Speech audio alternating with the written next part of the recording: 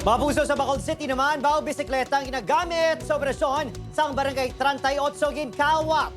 Operasyon sa Kawatan na hulikan. Garing balitang at gintutugan.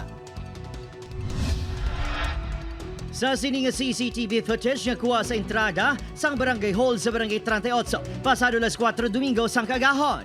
Makita ang isa kalalaki nga nakasuksok sang hood nga itom. Talalupang doon, nga kasubong nga nag-obserba ini sa palibot. Gilayon ini nga naghalin. Matiyon-tiyon, nagbalik ini kang madasig ang ginkuha ang bisikleta sa pader. Sunod sa barangay Tanod nga si Romeo Gayataw. Mamunog ang ulan sa mga tiyon rason nga wala na basyagan ng kawatan. Mahamuog ang iatulog kag wala na magtawan na pisartuman kalapit. Ang ginatulugan sa ginipwestuhan sang bike.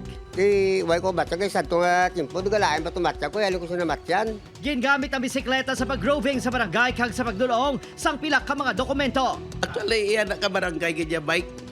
Kina mo nag-service siya kung din siya makato, kung siya may isugo kami da sa iya, kung may idolong ang mga sasumon, sa mga muna sa kita service within the barangay lang. Nakapanawagan ng punong barangay sa mga posibleng baligyan sa bisikleta.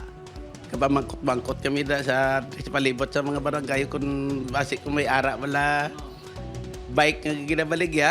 Ginreport na sa kapulisan ng insidente nga isa sa mga tutukan sa otoridad ilabi na subong nga Crime Prevention Week. Dapat tanan kita mangin aware, no, nga ining mga krimene usually katabo is because of our laxity. Nang imo valvable, nagsalig-salig ka lang nga way may makuha, hindi ka security conscious. That's why siyempre sa kapigadawon subong may ara nga nakita nga opportunity ang mga malain ginawa. Tutukan man sa kapulisan ang kuha sang CCTV nga makabulig sa pagtumod sang suspect.